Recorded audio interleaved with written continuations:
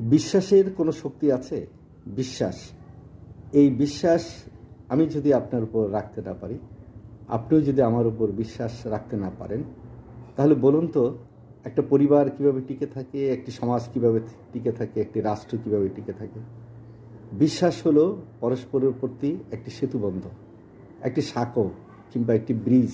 সেই ব্রিজটাকে যদি আমরা ধ্বংস করে দিই, তাহলে আমরা কিভাবে মানুষ হতে পারি, কিভাবে একটি সমাজে আমরা বাস করতে পারি, কীভাবে একটি রাষ্ট্রে বাস করতে পারি?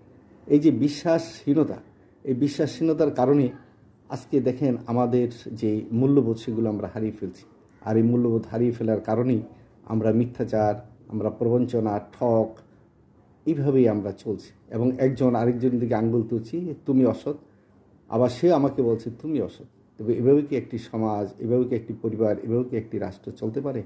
কিন্তু সেদিকে আমরা খেয়াল রাখছি না। বিশ্বাস এমন একটি জিনিস